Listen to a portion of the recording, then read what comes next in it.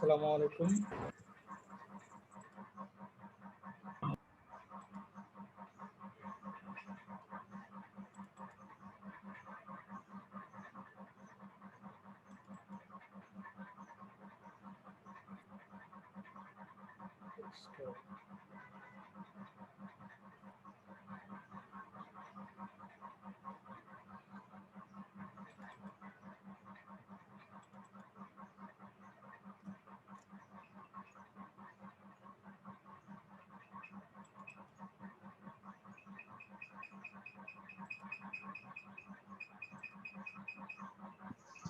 Sir আসসালামু আলাইকুম। Sir আসসালামু আলাইকুম। ওয়ালাইকুম আসসালাম। স্যার আমার রোল লিখতে গিয়ে আমার তো 3229, হ্যাঁ, তো মাঝখানে একটা 2 বেশি হয়ে গেছে, তো আমি কি আবার লিখবো? মাঝখানে একটা 2 বেশি হয়ে গেছে। আচ্ছা, অসুবিধা নেই, হ্যাঁ। এটা বোঝা যাবে। problem নেই। আচ্ছা। ঠিক।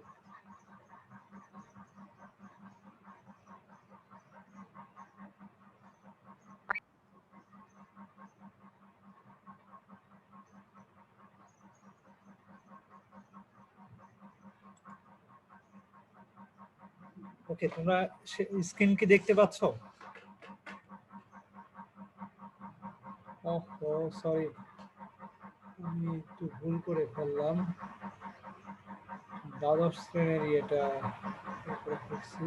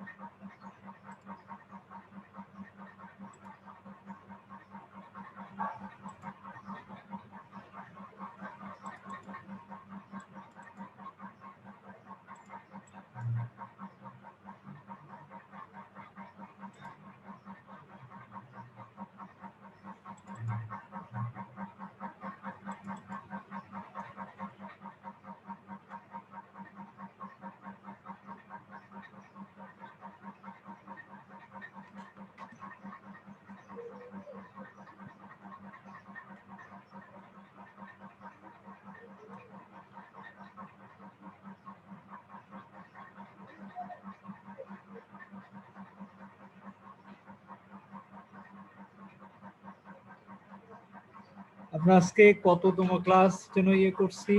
পঞ্চম না?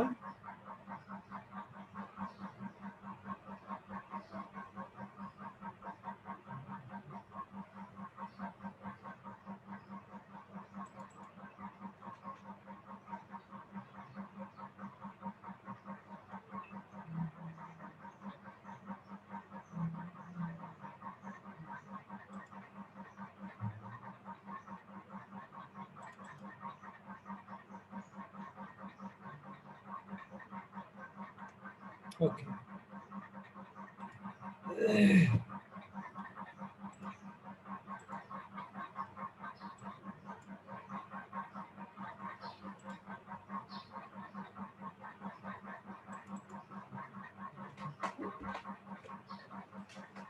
ওকে ডিয়ার স্টুডেন্ট, তোমরা কি স্ক্রিন দেখতে পাচ্ছ?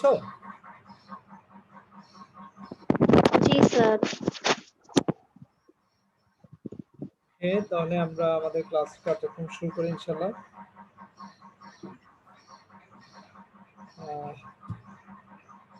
আমরা মূলত সেকেন্ড চ্যাপ্টার রিভিশন করতেছিলাম। সেকেন্ড চ্যাপ্টারে গত ক্লাসে আমরা সিকিউ একটা কোশ্চেন নিয়ে আলোচনা করেছিলাম, রাইট? আর একটা তোমাদের ছিল, বাসার কাজ দেয়া ছিল, কিন্তু সেটা আসলে আমি শেষে করতে পারি নাই, তোমাদেরকে দেখাতে পারি নাই। একটু খেয়াল করো, আমি ওইটাই আগে দেখাই একটু তোমাদেরকে। দেখতে পাচ্ছ তোমরা? জি স্যার। সৃজনশীল প্রশ্ন কি এটা দেখা যাচ্ছে? জি স্যার, দেখা যাচ্ছে। দেখা যাচ্ছে না? ক্লাসে যে নারায়ণগঞ্জে একটি রক্তমুখী এটা আলোচনা করছিলাম, কিভাবে আনসার তৈরি করতে হবে সেই বিষয়গুলো নিয়ে আলোচনা করতেছিলাম, তখনই শেষ হয়ে যায়। তো তোমাদের আরেকটা কোশ্চেন ছিল, সেটা হচ্ছে সৃজনশীল প্রশ্ন থেকে উত্তর তৈরি করার পদ্ধতি আলোচনা তো করলাম আমরা, এবং বাসার জন্য মূলত একটা কোশ্চেন সিকিউ আমরা দিয়েছিলাম, যেটা তোমাদের করতে হবে, বাসায় আনসার তৈরি করতে হবে। সেটা হচ্ছে কুমিল্লা বোর্ড 2017 সালে এই কোশ্চেনটা এসেছিল। তো এই কোশ্চেনটা ছিল, এটা কিন্তু আমি দেখাতে পারি নাই, কিন্তু এর মধ্যে ক্লাস শেষ হয়ে যায়। তো এই জন্য আমি আজকে একটু দেখলাম যে এই উদ্দীপকটা তোমরা বাসায় চেষ্টা করবে। জাস্ট এটা কিন্তু অ্যাসাইনমেন্ট না, এমনি জাস্ট এটা চেষ্টা করবে। আমি হয়তো নেক্সট ক্লাসে এমনি এটা নিয়ে তোমাদের কাছে কোশ্চেন করবো, ঠিক আছে? কোশ্চেন করবে এবং তোরা আনসারটা তৈরি করবে। আনসারটা তৈরি করে মোটামুটি আমাকে একটু দেখানোর চেষ্টা করবে সবাই কি লিখেছো বা কি অবস্থা। প্রয়োজনে তোমরা যদি শেয়ার স্ক্রিনের মাধ্যমে সবারই দেখানোর সুযোগ থাকবে, হ্যাঁ, আমি সেটা করে দেবো, সেই অপশনটা রাখবো। ওকে, তো এটা আর এখন আমরা যেটা করব আজকের ক্লাসে, যেটা মূল আলোচ্য পাঠ্যসূচি, সেটা হচ্ছে তোমার বহু নির্বাচনী প্রশ্নের জন্য যে উত্তরের জন্য সহায়িকা এবং বিভিন্ন ধরনের যে বহু নির্বাচনী প্রশ্ন হতে পারে সেটা একটা নমুনা আমরা মূলত আজকের ক্লাসে আলোচনা করার চেষ্টা করব ইনশাআল্লাহ। ওকে ডিয়ার স্টুডেন্ট, তো চলো যাওয়া যাক আমাদের আজকের ক্লাসের কার্যক্রম শুরু করি। দেখো, বহু নির্বাচনী প্রশ্নের উত্তরের জন্য সহায়িকা, এই বিষয়গুলো আমি কিন্তু আগে আলোচনা করেছিলাম, জাস্ট আমরা রিভিশন করছি। তো রিভিশনের সময় আমাদের খুব মনোযোগ সহকারে আমাদের বুঝতে হবে প্রত্যেকটা বিষয়, খুঁটিনাটি যে সমস্ত বিষয়গুলো তোমাদের কাছে এখনো ক্লিয়ার না, সেগুলো ক্লিয়ার হয়ে যাওয়ার চেষ্টা করতে হবে, ঠিক আছে? তো একটু খেয়াল করে দেখো, বলা হচ্ছে যে সম্পদ আরো সম্পদ অর্জনে ব্যবহৃত হয় তাকে বলে কি, তাকে কি বলে? তাকে মূলধন বলে। দেখো, যে সম্পদ আরো সম্পদ অর্জনের জন্য ব্যবহৃত হয়, যেমন এই যে সঞ্চয় থেকেই কিন্তু মূলধনের সৃষ্টি হয়, তার মানে মানুষ আয় করে, আয় থেকে সেটার একটা অংশ সঞ্চয় করে, সঞ্চয়ের একটা অংশ আবার সে কি করে, পুনরায় বিনিয়োগ করে। হ্যাঁ, তো পুনরায় সে ব্যবহার করে, তাই না? মুনাফা অর্জনের জন্য সেটা আবার পুনরায় ব্যবহার করে। এটাই হচ্ছে বেসিক্যালি মূলধন। ওকে ডিয়ার স্টুডেন্ট, এরপরে যেটা আসছে সেটা হচ্ছে, দেখো, শিল্প বাণিজ্যের জীবনী শক্তি বলা হয় অর্থ বা পুঁজিকে। শিল্প বাণিজ্যের জীবনী শক্তি বলা হয় অর্থ বা পুঁজিকে।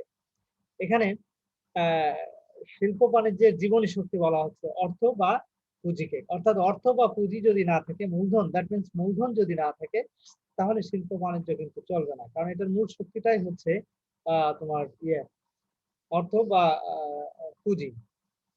এরপরে যেটা আসছে, দেখো, ইনপুট হলো উৎপাদনের উপকরণ, অর্থাৎ ইনপুটকে, ইনপুট এবং আউটপুট, নিশ্চয় মনে আছে তোমাদের পুরো বিষয়টা, ইনপুট এবং আউটপুট। অর্থাৎ ইনপুট হচ্ছে যে জিনিসগুলো, যে ম্যাটেরিয়ালস গুলো আমরা ব্যবহার করি এবং সেটা ব্যবহার করার পর আমরা যেটা রেজাল্ট হিসেবে যেটা পাই, সেটাই হচ্ছে আউটপুট। তো ইনপুট হলো উৎপাদনের উপকরণ। অবশ্যই ইনপুটকে আমরা উৎপাদনের উপকরণই বলছি, যেমন হচ্ছে ভূমি, শ্রম, মূলধন সবই কিন্তু আমরা ব্যবহার করি। এটা ব্যবহার করে আমরা একটা রেজাল্ট সেখান থেকে পাই। রেজাল্ট হিসেবে সেটা হতে পারে ফাইনাল কোনো প্রোডাক্ট, হ্যাঁ, কোনো পণ্য বা সেবা যেটা আমরা মূলত তৈরি করতে চাচ্ছি, সেটাই আমরা রেজাল্ট পাচ্ছি। তো ইনপুটটা হচ্ছে এটা তৈরি করার জন্য যে সমস্ত উপকরণগুলো আমরা ব্যবহার করি, সেটাই হচ্ছে ইনপুট। 4 নম্বর হচ্ছে উৎপাদনের পঞ্চম উপাদান হচ্ছে মানব সম্পদ। হ্যাঁ ডিয়ার স্টুডেন্ট, উৎপাদনের তো নরমালি 4টা উপাদান আমরা বলি, ভূমি, শ্রম, মূলধন, সংগঠন, কিন্তু পঞ্চম উপাদান হিসেবে আমরা হিউম্যানিটিকে, মানব সম্পদকে, আমরা হিউম্যান রিসোর্সকে আমরা মূলত বলতে পারবো। অর্থাৎ মানুষ হচ্ছে মূলত উৎপাদনের পঞ্চম উপাদান, যদিও আমরা পঞ্চম উপাদান হিসেবে এখন সেটা স্বীকৃতি না, বাট এটা আমরা বলতে পারি। ওকে, নেক্সট হচ্ছে উৎপাদনের উপাদান। দেখো, উৎপাদনের উপাদান কয়টি? 4টি, অবশ্যই 4টি, সেটা আমরা জানি, ভূমি, শ্রম, মূলধন, সংগঠন। নাম্বার 6, উৎপাদনের মানবীয় উপাদান হলো, উৎপাদনের মানবীয় উপাদান হলো শ্রম। অবশ্যই উৎপাদনের মানবীয়, একমাত্র মানবীয় উপাদান হচ্ছে শ্রম। উৎপাদনের মাধ্যমে আমরা মূলত কি করি,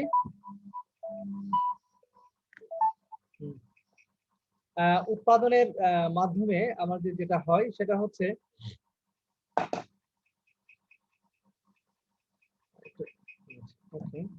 হ্যাঁ, উৎপাদনে দেখো, উৎপাদনের মানবীয় উপাদান হচ্ছে শ্রম। উৎপাদনের মূলত মানবীয় উপাদান বলছি আমরা এই কারণে, কারণ শ্রম হচ্ছে মানুষের কাছ থেকেই কিন্তু আসে, যে কারণে একমাত্র উপাদান হচ্ছে, মানবীয় উপাদান হচ্ছে এখানে মূলত শ্রম। ওকে, এরপরে যেটা আসছে সেটা হচ্ছে উৎপাদনের উৎপাদিত উপাদান হলো মূলধন। অবশ্যই নিঃসন্দেহে উৎপাদিত উপাদান হচ্ছে তোমার শ্রম। ওকে, তো এটা একটা বিষয়। এরপরে যেটা আসছে সেটা হচ্ছে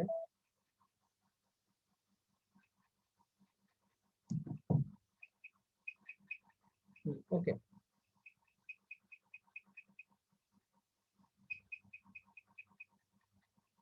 আচ্ছা, যেটা বলছিলাম আমরা এরপরে যেটা আসছে সেটা হচ্ছে 7 নম্বর উৎপাদনের মূলধন। 8 নম্বর হচ্ছে শ্রমিকের সশরীরে উপস্থিত থাকার কারণ হচ্ছে শ্রম ও শ্রমিক। দেখো একটু খেয়াল করে, শ্রম ও শ্রমিক। উৎপাদনের শ্রমিকের সরাসরি উপস্থিত থাকার কারণ হচ্ছে শ্রমিক এবং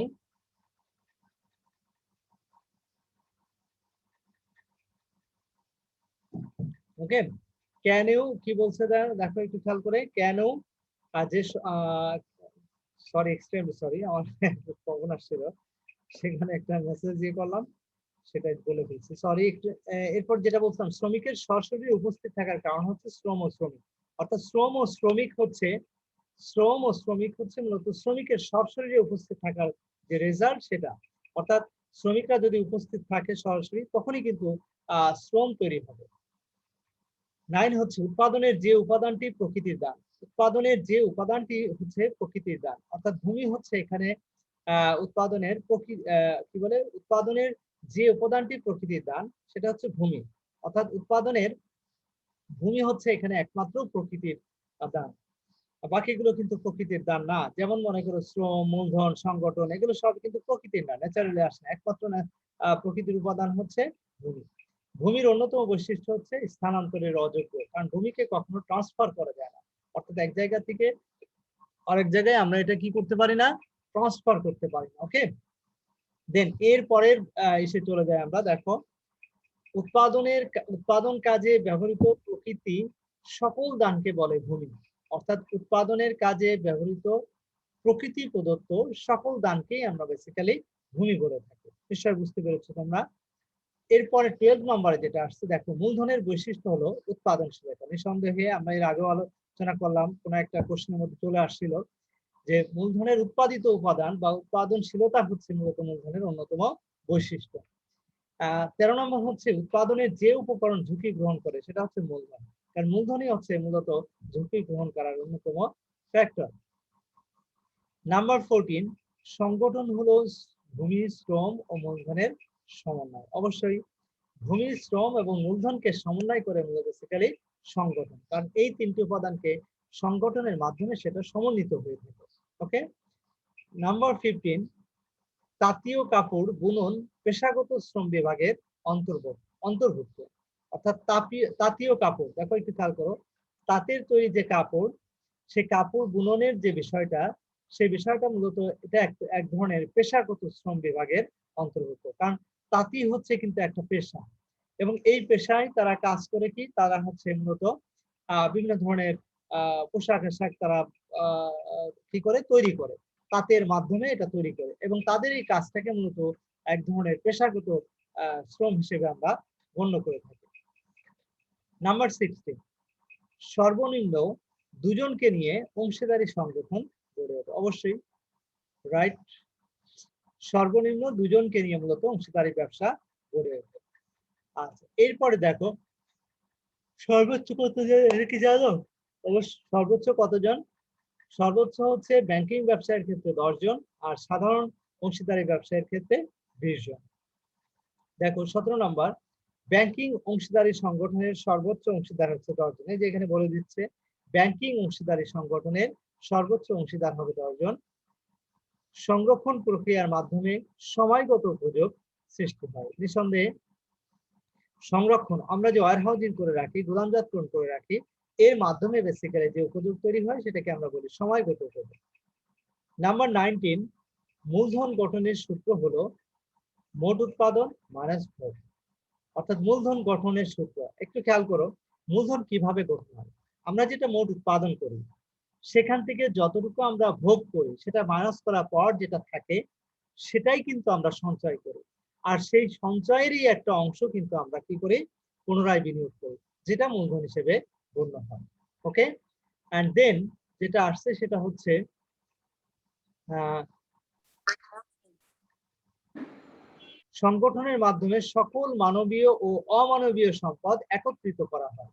সংগঠনের মাধ্যমে সকল মানবীয় ও অমানবীয় সম্পদ একত্রিত করা হয়। এটা হচ্ছে সংগঠনের মাধ্যমে, এটা একটু বুঝতে হবে আমাদের। সংগঠনের মাধ্যমে সকল মানবীয়, দ্যাট মিনস শ্রম, এবং অমানবীয় সম্পদ, যেটাকে আমরা মূলধন বলতে পারি, যেটাকে আমরা তোমার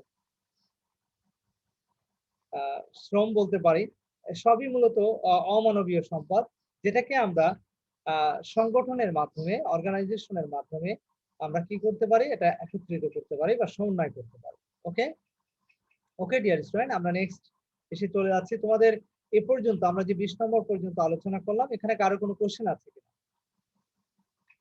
20 নম্বর পর্যন্ত কি তোমরা সবাই বুঝতে পেরেছো? কারো কোনো কোশ্চেন আছে? জি স্যার, বুঝতে পেরেছি। ওকে, আমরা তাহলে আমরা নেক্সট এসে চলে যাচ্ছি নেক্সট নাম্বারগুলোতে। ওকে ডিয়ার স্টুডেন্ট, একটু খেয়াল করো। নাম্বার 21, সংগঠনের বৈশিষ্ট্য হলো অপরিবর্তনশীলতা। হ্যাঁ, সংগঠনের অন্যতম বৈশিষ্ট্য হচ্ছে অপরিবর্তনশীলতা, অর্থাৎ সহজেই পরিবর্তন হয়ে যায় না। মানে সংগঠন চাইলেই যে তুমি পরিবর্তন করে ফেললে তা কিন্তু নয়। অর্থাৎ অংশীদারি কারবারকে আমরা চাইলেই যৌথ মূলধনী কোম্পানিতে কনভার্ট করে ফেলবো সেরকম না, বা একজন এক মালিকানা ব্যবসা আমরা চাইলেই কিন্তু সাথে সাথে আমরা সেটা তোমার অংশীদারি কারবারে পরিবর্তন করে ফেলতে পারবো না। সেটা একটা প্রসিডিওর আছে, একটা সিস্টেম আছে, যেটা ফলো করে আমাদেরকে করতে হয় সেটা। ওকে, তো এই জন্য বলা হচ্ছে যে সংগঠনের বৈশিষ্ট্য হচ্ছে অপরিবর্তনশীলতা। নাম্বার 22, যন্ত্রপাতি একটি মূলধন জাতীয় উপকরণ। নিঃসন্দেহে আমরা ফ্যাক্টরিতে যে যন্ত্রপাতিগুলো আমরা ব্যবহার করি, যেটা উৎপাদনের কাজে ব্যবহার করা হয়, এই যন্ত্রপাতিকে আমরা মূলধন জাতীয় উপকরণ হিসেবে গণ্য করে থাকি। কারণ এটা আমাদের এক ধরনের অ্যাসেট, যে অ্যাসেটটা আমরা দীর্ঘমেয়াদী ব্যবহার করার জন্য, দীর্ঘমেয়াদী মুনাফা লাভের প্রত্যাশায় আমরা সেটা প্রতিষ্ঠানে ব্যবহার করে থাকি। সে কারণে এটাকে আমরা মূলধন জাতীয় উপকরণ হিসেবে গণ্য করে থাকি। দেন এরপরে যেটা আসছে সেটা হচ্ছে যন্ত্রপাতি একটি মূলধন, সেটা বললাম, সরি। 23 হচ্ছে শ্রম বিভাগ প্রধানত 3 ধরনের, যথা সরল শ্রম বিভাগ, জটিল শ্রম বিভাগ, আঞ্চলিক শ্রম বিভাগ। দেখো একটু খেয়াল করে, শ্রম বিভাগ সাধারণত 3 ধরনের হয়। শ্রম বিভাগ সাধারণত কয় ধরনের হয়? 3 ধরনের হয়। সরল শ্রম বিভাগ, জটিল শ্রম বিভাগ, সরি, আর আঞ্চলিক শ্রম বিভাগ। এই 3 ভাগে আমরা শ্রম বিভাগকে ভাগ করে থাকি।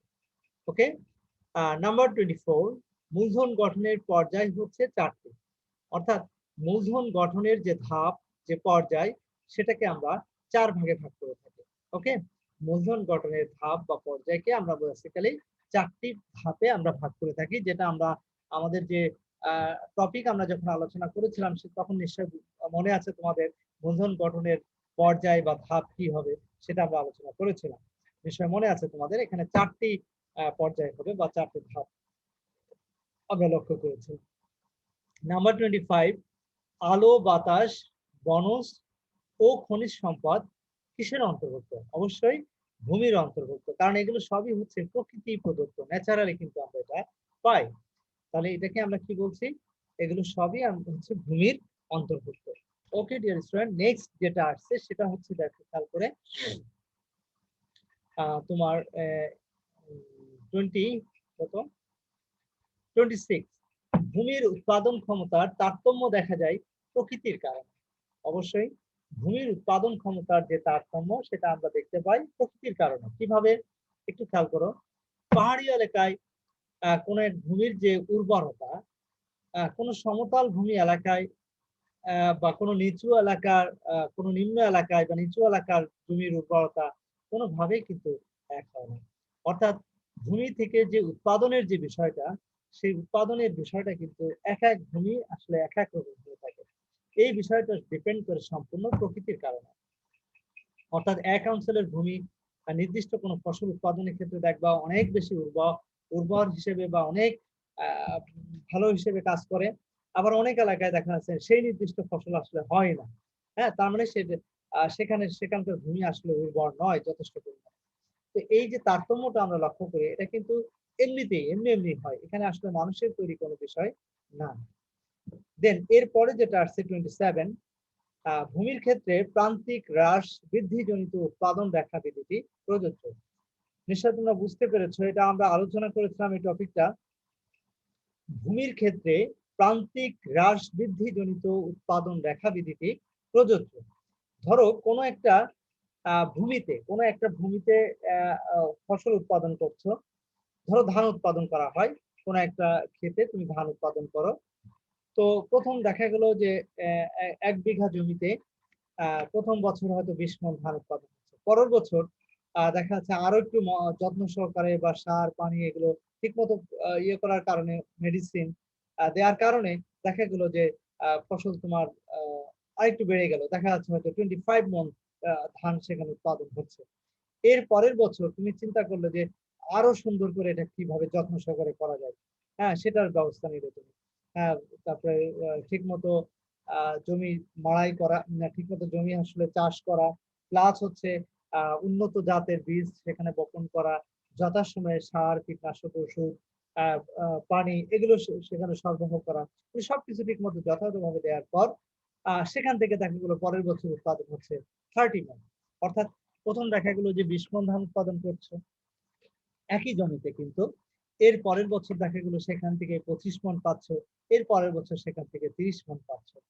কিন্তু এর পরের বছর যদি তুমি সেখানে দেখা গেল যে তুমি আরো উন্নত, মানে আরো বেশি বেশি করে তুমি সার, বীজ এটা ইত্যাদি কিন্তু দিলে, কিন্তু দেওয়ার পর দেখা গেল যে সেখানে কিন্তু তোমার যে গত বছর 30 মণ ছিল সেটা কিন্তু এই বছর আর উৎপাদন হচ্ছে না, তার চেয়ে দেখা যাচ্ছে কিছুটা কম হয়ে গেছে।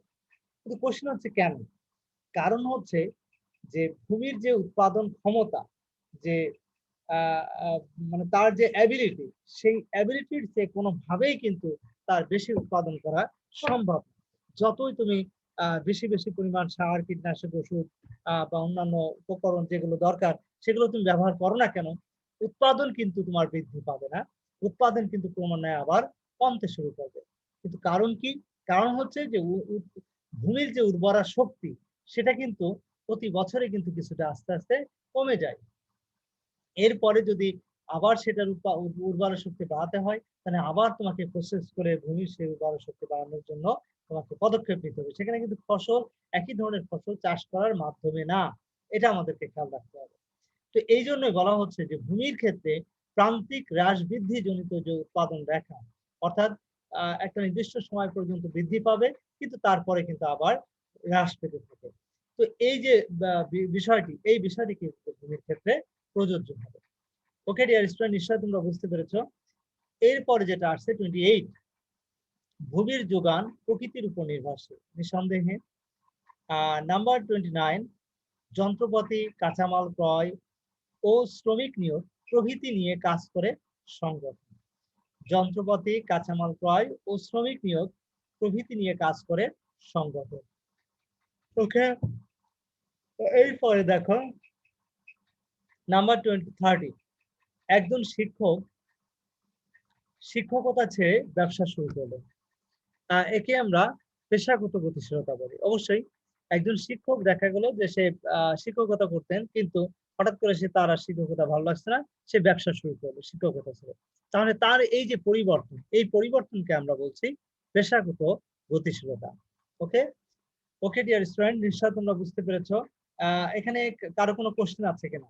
হ্যাঁ, 30 নাম্বার অফ 30 পর্যন্ত কারো কোনো কোশ্চেন আছে কিনা?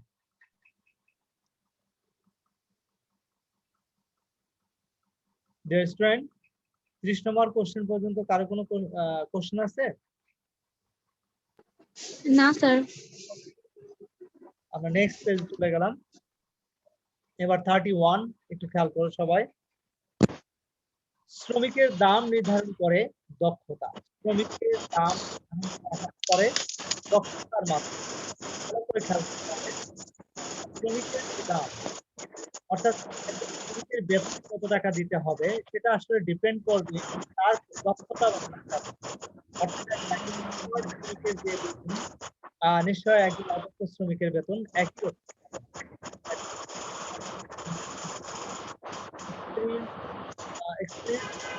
শ্রমিকরা আছে, এমপ্লয়িরা আছে, তাদের বেতন নিঃসন্দেহে আনএক্সপেরিয়েন্সড এমপ্লয়ীদের যে নিঃসন্দেহে বেশি হবে।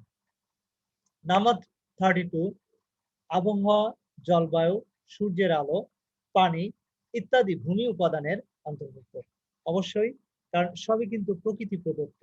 আবহাওয়া, জলবায়ু, সূর্যের আলো, পানি এগুলো সবই হচ্ছে ভূমির অন্তর্ভুক্ত। Okay dear sir sure. Sir আমি কি শোনা যাচ্ছে? হ্যাঁ, শোনা যাচ্ছে। ও এতক্ষণ শোনা যাচ্ছিল না।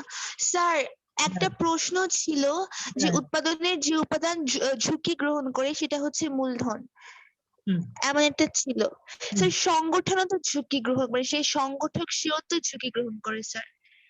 আচ্ছা, এখানে যে বিষয়টা বোঝানো হয়েছে সেটা হচ্ছে যে মূলধনকে আসলে আমরা বলছি যে উৎপাদনের ঝুঁকি গ্রহণ করে। আচ্ছা, এখন দেখো মূলধনের যে বিষয়টা আমরা বোঝাতে চেয়েছি সেটা হচ্ছে যে মূলধনের মাধ্যমে মূলধন বিনিয়োগ করার মাধ্যমে কিন্তু উৎপাদন হয়। দেখো, একমাত্র এখানে যে উপাদানগুলো আছে তার মধ্যে অর্থটাই হচ্ছে, ফাইন্যান্সটাই হচ্ছে বেসিক্যালি তোমার মানে কি বলে, মানে মূলধনটা হচ্ছে বেসিক্যালি ফাইন্যান্সিয়াল একটা বিষয় আর কি, মানে অর্থ জড়িত আছে মূলধনের সাথে। তো মূলধনের সাথে সেটা নগদ টাকা হতে পারে, যন্ত্রপাতি হতে পারে বা অন্যান্য উপকরণ হতে পারে। তো এখন মানে এখানে লাভ ক্ষতির যে বিষয়টা, সেই বিষয়টা বেসিক্যালি যেটা ইয়ে করে সেটা কিন্তু মূলধনকে ইন্ডিকেট করে। অর্থাৎ তোমার 20,000 টাকা ইনভেস্ট করলে সেখানে তোমার হয়তো দেখা গেল পরের বছর সেখান থেকে রিটার্ন আসছে 18,000 টাকা, তার মানে 2,000 টাকা তোমার লস হলো। আবার ঠিক একইভাবে দেখা গেল পরের বছর সেখান থেকে রিটার্ন আসছে 25,000 টাকা, তার মানে তোমার সেখান থেকে প্রফিট আসছে 5,000 টাকা। তার মানে এখানে মূলত এই যে ঝুঁকি যে বিষয়টা আসছে, ঝুঁকির যে বিষয়টা আমরা বোঝাতে চাইছি সেটা হচ্ছে যে ফাইন্যান্সিয়াল যে রিস্ক, সেই রিস্কটাকে বেসিক্যালি এখানে ইন্ডিকেট করা হচ্ছে। অর্থাৎ এখানে মূলধনের মাধ্যমেই কিন্তু আমরা এই ঝুঁকিটা ইন্ডিকেট করে থাকি। অর্থাৎ আমরা যে মূলধন বিনিয়োগ করছি সেই মূলধনটা রিটার্ন আসতেও পারে আবার নাও পারে। আমরা যখন বিনিয়োগ করি, আমরা যখন উৎপাদন করি, কোনো কারণে দেখা গেল দেখবা একজন কৃষক কিন্তু লোন করে অনেক সময় কৃষি কাজ করে, চাষ করে, কিন্তু হঠাৎ করে দেখা গেলো ঝড় বৃষ্টির কারণে, অত্যাধিক ঝড় বৃষ্টির কারণে পুরো ক্ষেতে ফসল পুরা নষ্ট হয়ে গেল। তাহলে আলটিমেটলি দেখা যাচ্ছে যে ওই কৃষক কিন্তু ক্ষতিগ্রস্ত হলো ব্যাপকভাবে, কারণ তার যে ইনভেস্টমেন্ট ছিল, তার যে মূলধন ছিল, যেটা সে সেখানে বিনিয়োগ করেছে, সেটা কিন্তু সে লস করলো। তো এই জন্যই বেসিক্যালি বোঝানো হয়েছে যে মানুষের যে ইয়েটা, ঝুঁকিটা, সেই ঝুঁকিটা বেসিক্যালি মূলধনকে ইন্ডিকেট করে। ক্লিয়ার? বুঝতে পেরেছো তোমরা? জি স্যার। ওকে, ওকে ডিয়ার স্টুডেন্ট, তাহলে আমরা নেক্সট নাম্বারে চলে যাই। যেটা বলছিলাম, কত নম্বরে ছিলাম আমরা? 33 তে। হ্যাঁ, 33 দেখো, একজন ডাক্তার রোগীদেরকে যে পরামর্শ দেন তা মানবিক শ্রমের অন্তর্ভুক্ত। এটা কি রাইট? তোমরা কি বুঝতে পারছো? হ্যাঁ, একজন ডাক্তার রোগীদেরকে যে পরামর্শ দিচ্ছেন তার এই শ্রমটাকে আমরা বলছি মানবিক শ্রম। অবশ্যই মানবিক শ্রম। কেন? কারণ এটা তো মানুষ, মানুষ দেখো, একজন মানুষ আরেকজন মানুষকে সেবা দিচ্ছে, তার এই সেখানে কিন্তু শ্রম রিলেটেড, তার এই শ্রমকে আমরা বলছি মানবিক শ্রম, কারণ এটা মানুষ মানুষকে দিচ্ছে। ওকে, নাম্বার 34, একজন শ্রমিক এক পেশা ত্যাগ করে অন্য পেশায় নিযুক্ত হলে তাকে আমরা কোন ধরনের গতিশীলতা বলি? পেশাগত গতিশীলতা বলবো। এক পেশা থেকে অন্য পেশায় চলে গেল। যেমন একজন শিক্ষক, সে ওকালতি শুরু করলো, অর্থাৎ অ্যাডভোকেট হয়ে গেল। হ্যাঁ, একজন অ্যাডভোকেট তার অ্যাডভোকেসি ছেড়ে দিয়ে সে শিক্ষক হয়ে গেল। দ্যাট ইজ পেশাগত গতিশীলতা। ওকে, দেন এরপরে চলে আসো 35 নম্বরে যেটা বলা হচ্ছে সেটা হচ্ছে, দেখো 35 নম্বর, একই পেশা বা পদবিতে এক প্রতিষ্ঠান হতে অন্য প্রতিষ্ঠানে যোগদান করলে তাকে বলে আনুভূমিক গতিশীলতা। আনুভূমিক শব্দের অর্থ কি তোমরা বুঝো? আনুভূমিক মানে হচ্ছে সমান্তরাল। আনুভূমিক বলতে যেটা বুঝি আমরা সেটা সমান্তরাল। বিষয় বুঝতে পারছো? সমান্তরাল মানে একদম সমান। হ্যাঁ, সমান সমান স্তরে। বুঝতে পারছো? এখানে উলম্ব কিন্তু না, একটা খেয়াল করো, উপর থেকে নিচে যদি আসে সেটাকে আমরা উলম্ব বলি, আর যখন সমান্তরাল ভাবে চেঞ্জ হয় তখন সেটাকে আমরা বলি আনুভূমিক গতিশীলতা। তো একজন শ্রমিক যখন এক পেশা থেকে আরেক পেশায় যাচ্ছে, একই ধরনের পেশায়, অথবা একই পদ থেকে অন্য পদে যাচ্ছে, মানে পদ কিন্তু চেঞ্জ হচ্ছে না। ধরো একজন অ্যাসোসিয়েট প্রফেসর, সে অন্য একটা কলেজে চলে গেল বা অন্য একটা ইউনিভার্সিটিতে চলে গেল, সেখানে পোস্ট কিন্তু ওই অ্যাসোসিয়েট প্রফেসর। তার মানে তার পেশাগত যে গতিশীলতা বা পদবিগত যে গতিশীলতা সেটা কিন্তু সেম আছে। আর এই ধরনের গতিশীলতাকে বলছি আমরা আনুভূমিক গতিশীলতা। ওকে, দেন এরপরে যেটা আসছে দেখো, নাম্বার 36, স্তরগত গতিশীলতার কারণে একজন শ্রমিক বেশি পরিমাণে দায়িত্বশীল ও কাজের প্রতি আগ্রহী হয়। স্তরগত গতিশীলতার বিষয়টা কি বুঝতে পেরেছ? স্তরগত গতিশীলতা বলতে যেটা বোঝায় সেটা হচ্ছে তার যে অবস্থান, মানে একটা প্রতিষ্ঠানে সে যখন কাজ করে তখন সে সময়ের পরিপ্রেক্ষিতে তার অবস্থান কিন্তু চেঞ্জ হয়। যেমন ধরো একজন শিক্ষক যখন সে প্রথম কলেজে বা ইউনিভার্সিটিতে জয়েন করছে তখন কিন্তু তাকে আমরা বলি লেকচারার অর্থাৎ প্রভাষক। এবং কিছুদিন পর 5 বছর 7 বছর বা 9 বছর যেটাই হোক, এক এক প্রতিষ্ঠানে এক এক ধরনের রুলস থাকে। তো সেই সার্টেন টাইম পরে তার কি হলো, পদোন্নতি হলো, এবং পদোন্নতি হয়ে সে হলো অ্যাসিস্ট্যান্ট প্রফেসর অর্থাৎ সহকারী অধ্যাপক। ওকে, তো এখন তারপরে দেখা গেল যে আরো 5 বছর বা 7 বছর পরে সে কি হলো, তার প্রমোশন হয়ে সে একই প্রতিষ্ঠানেই দেখা গেল সে সহকারী অধ্যাপক থেকে সহযোগী অধ্যাপকে রূপান্তরিত হলো, অর্থাৎ অ্যাসোসিয়েট প্রফেসর, অ্যাসিস্ট্যান্ট থেকে অ্যাসোসিয়েট প্রফেসর হিসেবে সে একই প্রতিষ্ঠানে পদোন্নতি পেল। এরপরে after certain time, that means 5, 7 or 9 years, এক এক প্রতিষ্ঠানে এক এক ধরনের রুলস। তো পরে সে কি হলো, সে দেখা গেল যে সে মূলত তোমার প্রফেসর পদে উন্নীত হলো। তো এখন এই যে খেয়াল করো, এই যে সে তার উন্নতিটা হচ্ছে একই প্রতিষ্ঠান থেকে কিন্তু উন্নতি হচ্ছে। তো এই ধরনের উন্নতিটাকে আমরা বলছি স্তরগত গতিশীলতা। আর এই গতিশীলতার কারণে তার দায়িত্বশীলতা বেড়ে যায়। দেখো একজন প্রভাষকের যে দায়িত্ব থাকে, প্রতিষ্ঠানের প্রতি যে দায়বদ্ধতা থাকে, একজন অ্যাসিস্ট্যান্ট প্রফেসরের কিন্তু তার দায়বদ্ধতা বেশি। একজন স্টুডেন্ট থেকে যখন অ্যাসোসিয়েট হয় তখন তার দায়বদ্ধতা আরো বেড়ে যায়। যখন সে প্রফেসর হয়ে যায় তখন তার দায়বদ্ধতা আরো বেশি। তাকে কাজ করতে হচ্ছে কম, কিন্তু রেসপন্সিবিলিটি কিন্তু অনেক বেশি। কেন? কারণ তার উপরে অনেক কিছু দায়িত্ব অটোমেটিক্যালি অর্পিত হবে। তো এই যে বিষয়টা, এই বিষয়টাই হচ্ছে বেসিক্যালি স্তরগত গতিশীলতা, এবং এর ফলে শ্রমিকদের দায়িত্বশীল বা কাজের প্রতি আগ্রহী, মানে কাজের প্রতি কি বলা যায়, আগ্রহীতা বেড়ে যায় আর কি। ওকে, ডিয়ার স্টুডেন্ট, নেক্সট হচ্ছে নাম্বার 37, রবি ও এয়ারটেল কোম্পানি দ্বয় একসাথে সংগঠন করলে তাকে বলে ব্যবসা জোট। হ্যাঁ, এটাকে আমরা রবি এবং এয়ারটেল, দেখো একসাথে তারা কিন্তু জয়েন্ট ভেঞ্চারে কাজ করছে, তাই না? তো এই ধরনের বিজনেসকে আমরা বলছি বিজনেস অ্যালায়েন্স, যেটাকে ব্যবসা জোট বলা হয়। ভূমির যোগানের দাম নেই, ভূমির যোগানের দাম নেই প্রকৃতির দামের কারণে। দেখো ভূমির যে সাপ্লাই, সেই সাপ্লাইয়ের কিন্তু কোনো দাম আমরা দিচ্ছি না।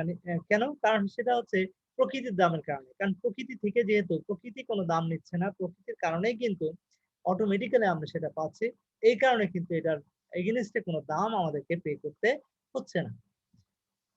39, বাংলাদেশে গার্মেন্ট শিল্প ব্যাপকভাবে গড়ে ওঠার কারণ সস্তা শ্রম। নিঃসন্দেহে বাংলাদেশে গার্মেন্ট শিল্প দেখো ব্যাপকভাবে বেড়ে উঠছে, বা গার্মেন্ট শিল্প বাংলাদেশের অর্থনীতিতে পজিটিভ প্রভাব ফেলছে। একটাই কারণ, কারণ বাংলাদেশে হচ্ছে শ্রমিক অনেক সস্তা। দেখা যাচ্ছে যে তুমি মাত্র 5-7 হাজার টাকার স্যালারিতে তুমি গার্মেন্টস ফ্যাক্টরিতে একজন শ্রমিক পেয়ে যাচ্ছ। অথচ এই শ্রমিকরা যদি দেশের বাইরে কাজ করে সেম শ্রম দিবে, তারা দেখা যাচ্ছে মিনিমাম 25-30 হাজার টাকা স্যালারি পায় সেখান থেকে। তো এই যে বিষয়টা, এটাই হচ্ছে বাংলাদেশের গার্মেন্ট শিল্প ব্যাপকভাবে সমৃদ্ধ হওয়ার অন্যতম কারণ। নাম্বার 40, সঞ্চয় সৃষ্টি হয় ব্যয়ের তুলনায় আয় বেশি হবে। নিঃসন্দেহে সঞ্চয় হবে যদি আমার আয় বেশি না হয়, ব্যয় যদি বেশি হয় তাহলে তো আর সঞ্চয় করতে পারবো না। এই জন্য বলা হচ্ছে আয় যদি বেশি হয় ব্যয়ের তুলনায়, তাহলেই মূলত সঞ্চয় সৃষ্টি হবে, আর সঞ্চয় থেকেই মূলধনের সৃষ্টি হবে। ওকে ডিয়ার স্টুডেন্ট, তাহলে আমাদের আলোচনা নিশ্চয় বুঝতে পেরেছো। এবার আমাদের কিছু নমুনা কোশ্চেন আমরা দিয়েছি, একটু খেয়াল করো। অল্প কিছু নমুনা কোশ্চেন আমরা দিয়েছি, এই যে আমরা আলোচনা করলাম সেটার কিভাবে কোশ্চেন হতে পারে সেটা। যেমন ধরো নিচের কোনটি উৎপাদনে, দেখো সাধারণ বহু নির্বাচনী প্রশ্ন, জ্ঞান এবং অনুধাবনমূলক প্রশ্ন আমরা এটাকে। তো নিচের কোনটি উৎপাদনের আদি এবং মৌলিক উপাদান? তো ভূমি, শ্রম, মূলধন, সংগঠন, এর মধ্যে কোনটা আদি? আদি হচ্ছে ভূমি। নিশ্চয় বুঝতে পেরেছো ডিয়ার স্টুডেন্ট। নাম্বার 2 হচ্ছে নিচের কোনটি উৎপাদনের জীবন্ত উপাদান? ভূমি, শ্রম, মূলধন, সংগঠন, এটার মধ্যে কোনটি জীবন্ত উপাদান? হ্যাঁ, কোনটি জীবন্ত, একদম মানে লাইভ যেটাকে আমরা বলি, সেটা হচ্ছে শ্রম। কারণ শ্রম কিন্তু একমাত্র জীবন্ত উপাদান, বাকিগুলো কিন্তু জীবন্ত উপাদান না। নাম্বার 3, নিচের কোনটি উৎপাদন ব্যয়, কোনটিতে উৎপাদন ব্যয় রয়েছে? যেমন হচ্ছে ভূমি, শ্রম, মূলধন, সংগঠন। তাহলে এখানে মূলধনটা হচ্ছে বেসিক্যালি তোমার কি বলে, মূলধন হচ্ছে তোমার অন্যতম বিষয়। উৎপাদন ব্যয় রয়েছে মূলধনের, সরি, ভূমি, শ্রম, সংগঠন এবং মূলধন, এই 4টা উপাদানের মধ্যে একমাত্র মূলধনের হচ্ছে উৎপাদন ব্যয় রয়েছে। ওকে ডিয়ার স্টুডেন্ট, এরপরে দেখো বহু সমাপ্তি সূচক বহু নির্বাচনী প্রশ্ন, যেটাকে আমরা অনুধাবনমূলক প্রশ্ন বলি। এই অনুধাবনমূলক প্রশ্নেরও কিছু নমুনা কোশ্চেন আমরা এখানে দিয়েছি। দেখো, উৎপাদনের কোন উপকরণ গতিশীল? ভূমি, শ্রম, মূলধন, নিচের কোনটি সঠিক? Just minute please.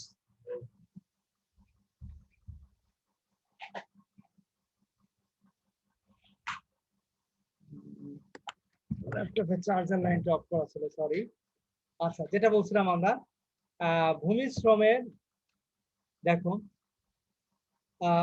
ভূমি কি বলছিলাম, উৎপাদনে কোন উপকরণ গতিশীল? ভূমি, শ্রম, মূলধন, নিচের কোনটি আসলে সঠিক?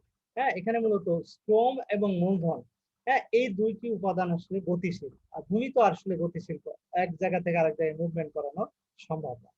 সে কারণে 2 এবং 3 হবে রাইট আনসার।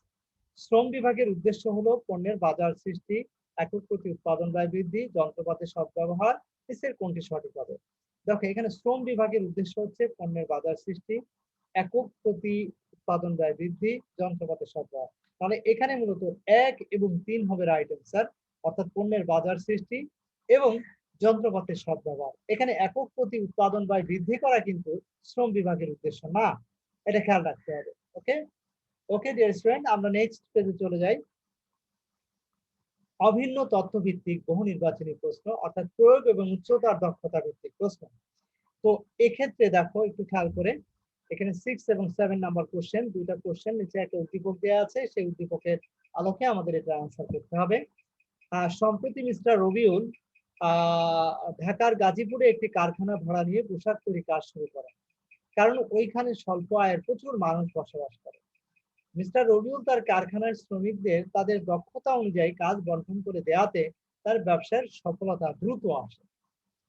এক্ষেত্রে কোশ্চেন হচ্ছে, মিস্টার রবিউলের ব্যবসাটি প্রধানত কি নির্ভর? ভূমি, শ্রম, মূলধন, সংগঠন, এটার মধ্যে কোনটা নির্ভর? অবশ্যই শ্রম নির্ভর, কারণ সেখানে প্রচুর পরিমাণ সস্তায় শ্রম পাওয়া যাচ্ছে, সে কারণেই কিন্তু তার ফ্যাক্টরিটা গাজীপুরেই গড়ে তুলেছে। 7 নম্বর কোশ্চেন হচ্ছে, মিস্টার রবিউলের ব্যবসায় দ্রুত সফলতার কারণ কি? শ্রম বিভাগ, মূলধনের প্রাচুর্যতা, সস্তা শ্রমিক, কোনটা হবে এখানে? এখানে দুইটা বিষয় এখানে ইনভলভ, একটু খেয়াল করো। শ্রম বিভাগ অর্থাৎ যে যে কাজে দক্ষ তাকে সেই কাজে সে নিয়োগ দিয়েছে, এবং সস্তা শ্রমিক। হ্যাঁ, মূলধনের কিন্তু প্রাচুর্যতার কোনো বিষয় এখানে নাই। শ্রম বিভাগ এবং সস্তা শ্রমিক, এই দুইটা বিষয়ের কারণেই মিস্টার রবিউল দ্রুত সফলতা লাভ করতে সক্ষম হয়েছে। ওকে ওকে ডিয়ার স্টুডেন্ট, তো এই ছিল বেসিক্যালি আমাদের আজকের আলোচনা। আমাদের লাস্ট মিনিট চলছে, তোমাদের কারো কোনো কোশ্চেন থাকলে কোশ্চেন করতে পারো। ওভারঅল কারো কোনো কোশ্চেন থাকলে কোশ্চেন করো, আমরা সেটা নিয়ে আলোচনা করার সুযোগ পাবো। ডিয়ার স্টুডেন্ট, তোমাদের কারো কোনো কোশ্চেন আছে?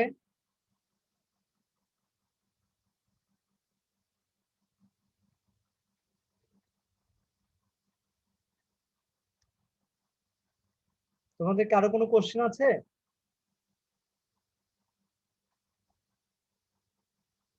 কোশ্চেন নাই? সরি, আমাদের টাইম শেষ হয়ে যাবে, যে কোনো মুহূর্তে টাইম শেষ হয়ে যাবে। কারো কোনো কোশ্চেন নাই? ওকে ডিয়ার স্টুডেন্ট, কারো কোনো কোশ্চেন যদি না থাকে তাহলে আজকের মতো আমরা